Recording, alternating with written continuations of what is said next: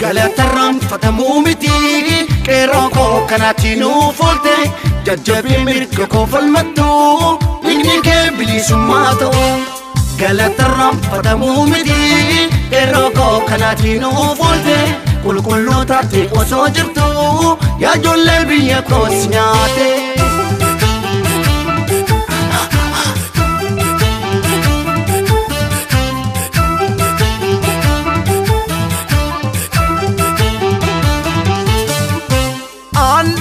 Andabe guma ke wana basun waboko bilisumma male keroko wala bumma male Bule woro lammin ko hibbadu oromo jidadu arralle sabako jidadu borulle Jachko gocha kenin kitatu waboko galatumi male keroko galatumi male Kareko galatumi male waboko galatumi male Kareko galatumi male keroko galatumi male Enyo kana kaketi bana mafado Arsa ketin toje lubo samaflato Dobim kono kuki jalalli kino fatto Maan sitwa kada galata ulmaan bira kabda Arge konne fitroko Wallaga koi bidang bacha Ya asi ko bayang kabaseto Ya jimma ko kolfa ko dawachai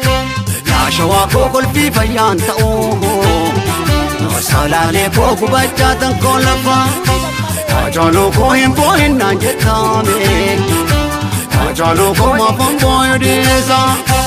Ajalo ko himpo hinna jechonge Ito na bosse Silas ko bachoda Kilash fanni falmachoda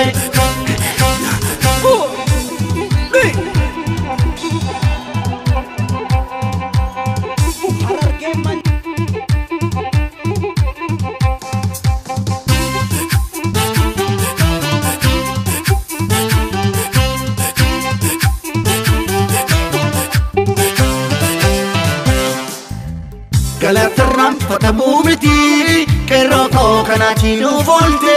kulkullu mirga ko falmattu igni ke bilisumato Galatarram fatamumiti keroko kanatinu volte kulkullu taati osoo jirtu yaa ijoollee biyya koos nyaate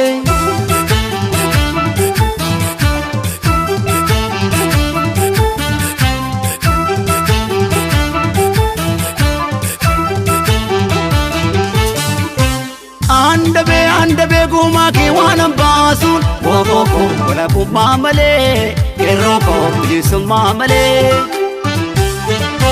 Bule khura oromo kumbadu oromo jadu arralle sabako jadu borulle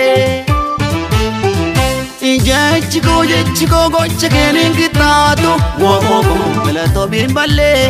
keroko galato bimbale Waboko galatumi male keroko galatumi male Kareko galatumi male keroko galatumi male Mirga ko falmatte mi katim basu bafte Yaado ko untuma kabsoodhaan tumurte Shakki tokkon qabu wanna sodaachisu Arkoni gabrummatis kabsoon cabaa'umtuu nannaasu Booranaa googitaani ni mamto Yaa hojii koo akkasiif akkana Yaa walloo koo fakkiin hin kaayamtume Yaa iloo koo akkasiif akkana Yaa jawar koo hinaarin naan jettame Yaa jawar koo maafannaa rudiisa Bakkalaa koo hinaarin naan jechoonke Gammachu ko onne ko bubesa Ya jawar ko inarin na jachonge Onne ko bubesa Silas ko bachoda Kilash fanni falmachoda ka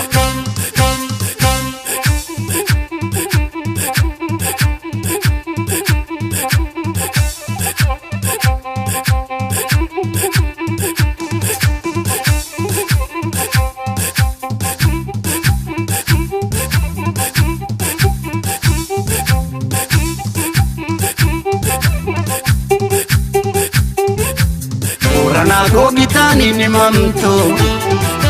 yaa Gujii koo akkasii fakkaata yaa Walloo koo fakkiin hin kaayamtu